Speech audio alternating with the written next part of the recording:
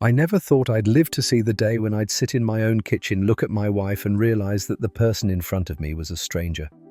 Lisa and I had been together for almost 11 years, 8 of them married. We had a house, a dog, lazy Sunday breakfasts, and dumb little traditions like pizza Fridays. It all felt solid, like concrete, until I realized that the concrete was plaster, and I had just never noticed the cracks. It all started quietly. She began staying late at work. "We've got a new project. My boss has gone crazy. I'll probably be home by 10, she'd say, taking off her coat and kissing me in passing. I believed her. Of course I did. It was Lisa. The woman who laughed every time I burned pancakes. The woman who once invented pajama day when we'd stay in bed all Sunday watching stupid sitcoms. But over the last few months, something changed. The laughter was gone. The pajama days stopped. Her phone was always face down. And that faint smell of someone else's perfume on her jacket, it wasn't my imagination anymore. It was reality. I just refused to see it. Everything fell apart on a perfectly ordinary evening. I was cooking dinner, her favorite Alfredo pasta. While the water boiled, I opened her laptop to play some music. WhatsApp web was open.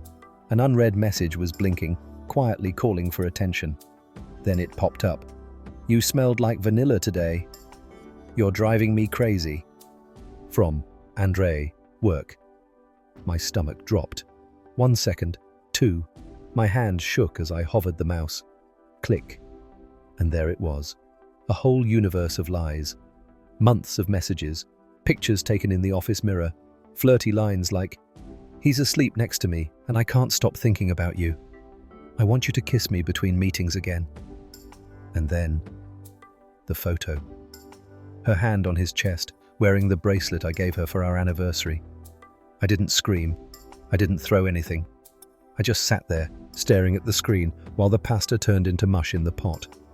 She came home around 10, took off her coat, smiled tiredly.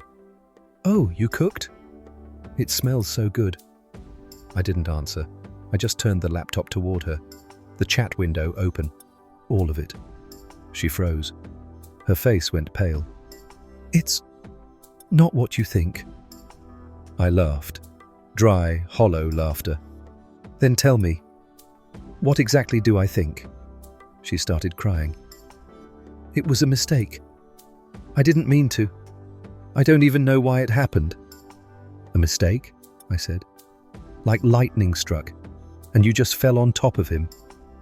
She sobbed. I just watched. And for the first time in my life, I realized that silence can be louder than shouting. For the first few days, I was just existing. I didn't eat, didn't sleep, went to work like a ghost. Our dog sensed it. She'd curl up beside me, breathing softly. Lisa kept texting. Long paragraphs, apologies, explanations. It was just weakness. I ruined everything. "Please, give me a chance to fix this." But how do you fix something that's already dead? A week later, I packed my bags and moved in with my brother. When he opened the door and saw me, pale, empty-eyed, he just hugged me. And I broke down, for the first time. Not because of the cheating itself, but because I realized that everything I believed in had been a lie. A month later, we met at a cafe, the same place where we'd once celebrated her promotion. She was already there, nervously tearing at a napkin. She looked older, worn out, like all the light had drained from her. "I don't know why I did it," she said softly. "It felt like everything between us was the same every day. And he made me feel alive again." I was quiet for a long time. Then I asked, "Did it ever cross your mind that I'm alive too?" She looked away. And right then, I understood. It was over. No anger, no love, just emptiness. We divorced 2 weeks later. No drama, no lawyers. I left her the house. I didn't want to live in a place that remembered her lies. I took the dog. For the first few weeks, She'd still wait by the door every evening. Then she stopped. It's been 3 months. I live alone now. Every morning, I make coffee and take the dog for a walk.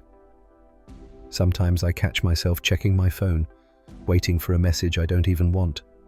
Sometimes I think, if she had just told me the truth herself, would I have forgiven her? Maybe.